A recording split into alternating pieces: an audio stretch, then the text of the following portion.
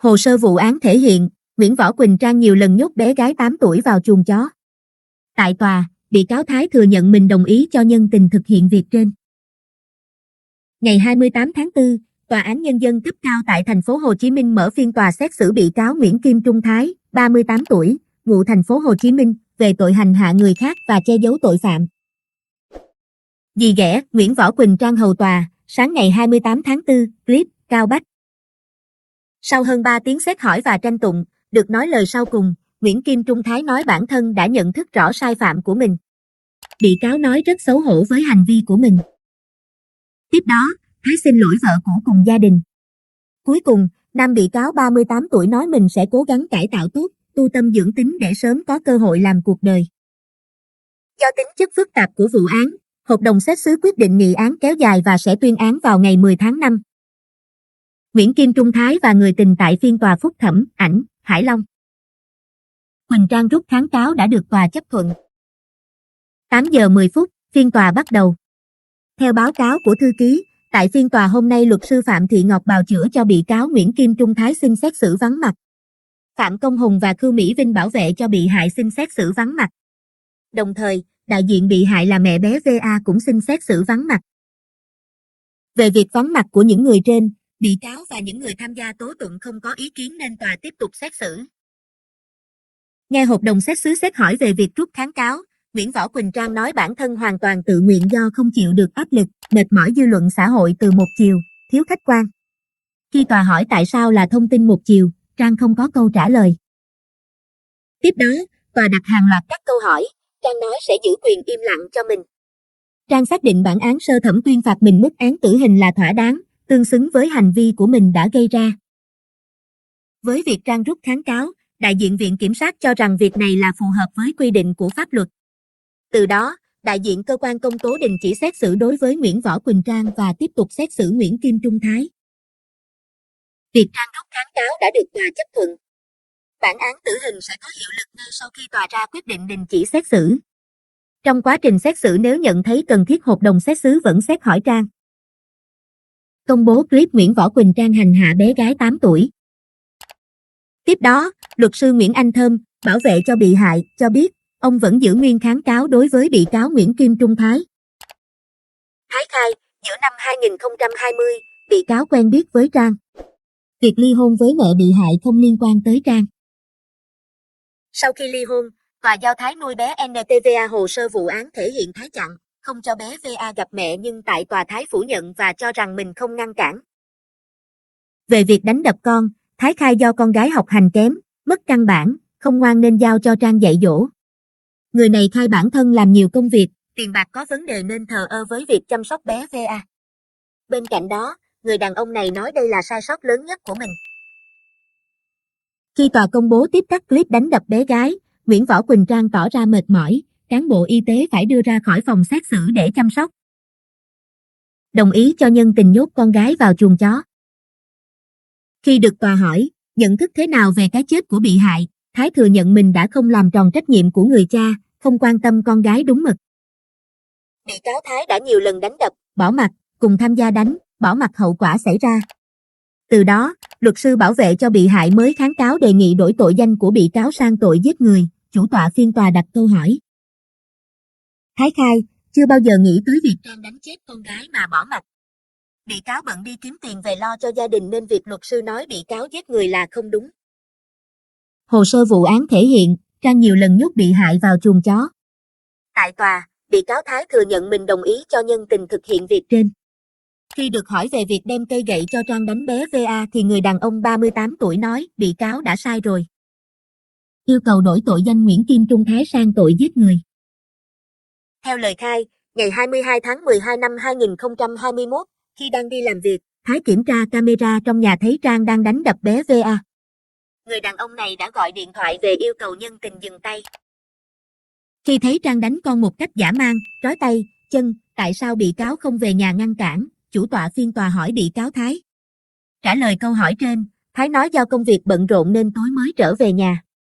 Sau khi về nhà thấy con gái đang yếu ớt, Thái đưa đi cấp cứu. Lúc các bác sĩ đang cấp cứu cho bé VA, Thái liền xóa hết tất cả dữ liệu của camera. Người này đưa ra nhiều lý lẽ về việc làm trên nhưng tòa cho rằng đây chỉ là lời khai thiếu căn cứ. Liên quan đến vụ án, luật sư Nguyễn Anh Thơm, bảo vệ cho bị hại, trình bày kháng cáo của mình về yêu cầu đổi tội danh sang tội giết người đối với Nguyễn Kim Trung Thái. Luật sư cho rằng, Thái đã dùng hung khí nguy hiểm đánh vào vùng trọng yếu của bé VA. Nguyễn Võ Quỳnh Trang đánh đập bị hại là có sự đồng ý của Thái nên cần chịu trách nhiệm về tội giết người với vai trò đồng phạm. Tòa có hỏi giám định viên về vấn đề cộng thêm các thương tích trước ngày 22 tháng 12 năm 2021. Theo đó, Đại úy Nguyễn Hồng Nam cho biết, những thương tích trước ngày 22 tháng 12 năm 2021, ngày bé VA tử vong, là yếu tố cộng thêm. Chỉ riêng thương tích ngày 22 tháng 12 năm 2021 đủ gây ra cái chết cho nạn nhân. Kết thúc phần xét hỏi, đại diện Viện Kiểm sát Nhân dân cấp cao tại thành phố Hồ Chí Minh phát biểu quan điểm về vụ án. Theo đại diện cơ quan công tố, đơn kháng cáo của luật sư bảo vệ quyền lợi cho bị hại là hợp pháp trong luật. Kháng cáo của đại diện bị hại cho rằng cơ quan tố tụng đã không trưng cầu giám định các thương tích trước ngày 22 tháng 12 năm 2021. Về quan điểm này, đại diện cơ quan công tố cho rằng không có căn cứ. Về kháng cáo đổi tội danh bị cáo Thái sang tội giết người, Viện Kiểm sát xác định quá trình xét xử sơ thẩm Tòa án Nhân dân thành phố Hồ Chí Minh đã từng trả hồ sơ để điều tra bổ sung nhưng hồ sơ đã xác định thương tích ngày 22 tháng 12 năm 2021 đủ gây ra cái chết cho bé VA.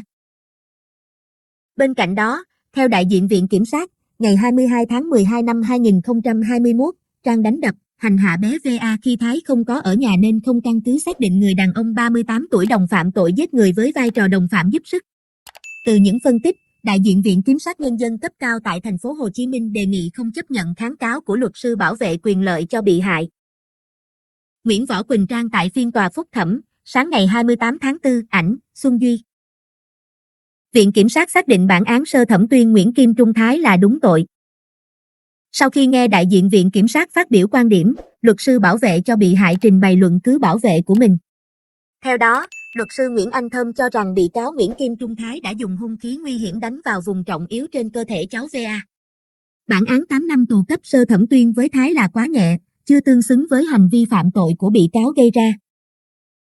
Người bảo vệ quyền, lợi ích hợp pháp cho bị hại nói có sự thống nhất về mặt ý chí của Thái thì Nguyễn Võ Quỳnh Trang mới có hành vi sát hại bé VA.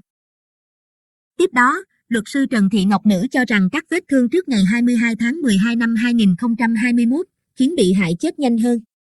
Bên cạnh đó, luật sư nữ nói Thái cùng thực hiện hành vi phạm tội hoặc trực tiếp chứng kiến nhân tình hạ con gái. Hành vi của Thái đã đủ yếu tố cấu thành tội giết người.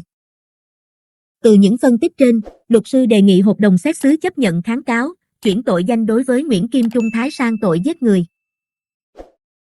Bào chữa cho bị cáo Nguyễn Kim Trung Thái cho rằng không có căn cứ xác định hành vi của thân chủ mình đã phạm vào tội giết người với vai trò đồng phạm giúp sức. Từ đó, luật sư đề nghị hội đồng xét xử bác kháng cáo của luật sư bảo vệ bị hại. Đối đáp với quan điểm của các luật sư, đại diện Viện Kiểm sát một lần nữa khẳng định bản án sơ thẩm tuyên phạt bị cáo Nguyễn Kim Trung Thái 8 năm tù về tội hành hạ người khác và che giấu tội phạm là có căn cứ, đúng người, đúng tội. Cha bị hại nhận bản án 8 năm tù ở phiên xử sơ thẩm. Hôm nay, tòa phúc thẩm cũng xét kháng cáo của luật sư bảo vệ cho gia đình bé Vân An về đề nghị hủy án sơ thẩm, điều tra Nguyễn Kim Trung Thái, cha ruột bị hại, phạm tội giết người với vai trò đồng phạm của Nguyễn Võ Quỳnh Trang, 28 tuổi, quê Gia Lai. Theo luật sư, mức hình phạt 8 năm tù tòa tuyên đối với Thái về hai tội hành hạ người khác và che giấu tội phạm là quá nhẹ, chưa thể hiện sự nghiêm minh của pháp luật và không đúng với bản chất hành vi tàn ác của Thái. Bị cáo là cha đẻ, trực tiếp chăm sóc bé A, nhưng đã cùng Trang bạo hành con trong suốt thời gian dài với nhiều vết thương trên cơ thể. Bị phạt mức án tử hình về tội giết người và hành hạ người khác, Nguyễn Võ Quỳnh Trang kháng cáo xin giảm nhẹ hình phạt. Tuy nhiên, trước phiên tòa phúc thẩm, Trang bất ngờ rút kháng cáo. Mặc dù đã rút kháng cáo, chấp nhận hình phạt tử hình nhưng để làm rõ một số vấn đề trong vụ án, hội đồng xét xử vẫn quyết định triệu tập Nguyễn Võ Quỳnh Trang tới phiên tòa. Hội đồng xét xử phúc thẩm lần này, ông Hoàng Minh Thịnh làm chủ tọa. Hai thẩm phán là Nguyễn Văn Hùng và Trần Xuân Minh. Để phục vụ cho việc xét xử, tòa triệu tập 5 người làm chứng và 2 giám định viên thuộc Phòng Kỹ thuật Hình sự, Công an thành phố Hồ Chí Minh. Tham gia phiên tòa còn có 7 luật sư bào chữa cho 2 bị cáo và bảo vệ quyền lợi cho bị hại. Ngoài ra, tòa Tòa cũng triệu tập nhiều nhân chứng như người giúp việc, hàng xóm, bảo vệ chung cư, giáo viên và 2 giám định viên pháp y thuộc Phòng Kỹ thuật Hình sự Công an thành phố Hồ Chí Minh được tòa triệu tập để làm rõ sự thật khách quan của vụ án. Tòa phúc thẩm sẽ xem xét kháng cáo của luật sư bị hại liên quan tới hành vi của bị cáo Thái, Ảnh, Hải Long. Theo hồ sơ vụ án, bé NTVA là con gái của Thái và chị NTH. Tháng 8 năm 2020, vợ chồng ly hôn, Thái được tòa án giao quyền chăm sóc, nuôi dưỡng con gái. Tháng 9 năm 2020, Thái chung sống như vợ chồng với Trang tại chung cư Sài Gòn PR, quận Bình Thạnh, thành phố Hồ Chí Minh. Thời gian này, bé A cũng sống chung với cha và Quỳnh Trang. Tháng 10 năm 2021, Trang không có việc làm nên kèm bé A học online tại nhà. Trang nhiều lần dùng tay, chân, roi, cây gỗ, cây kim loại, đánh đập, hành hạ bé gái. Có lúc Trang không cho bé mặc quần áo, đồng thời đánh, bắt quỳ gối giơ 2 tay lên cao, bắt bé chui vào chuồng chó, quỳ gối, vừa quỳ vừa học. Đỉnh điểm ngày 22 tháng 12 năm 2021, Trang tra tấn, hành hạ bé gái bằng nhiều hình thức, nhiều giờ khiến bé gái bất tỉnh. Thấy vậy, Trang gọi điện báo cho Thái. Khi về nhà, Thái thấy con gái trong tình trạng hôn mê liền sơ cứu và đưa đi bệnh viện cấp cứu nhưng bé không qua khỏi. Biết hành vi phạm tội của Trang, Thái đã xóa dữ liệu camera của căn hộ nhằm che giấu tội ác của người tình, gây trở ngại cho lực lượng công an trong quá trình điều tra. Lực lượng làm nhiệm vụ tại phiên tòa phúc thẩm, sáng ngày 28 tháng 4, Ảnh, Hải Long. Xử sơ thẩm, Tòa án Nhân dân thành phố Hồ Chí Minh tuyên phạt Nguyễn Võ Quỳnh Trang mức án tử hình về tội giết người, 3 năm tù về tội hành hạ người khác, tổng hợp hình phạt là tử hình. Tuyên phạt Nguyễn Kim Trung Thái 3 năm tù về tội hành hạ người khác, 5 năm tù về tội che giấu tội phạm, tổng hợp hình phạt chung là 8 năm tù.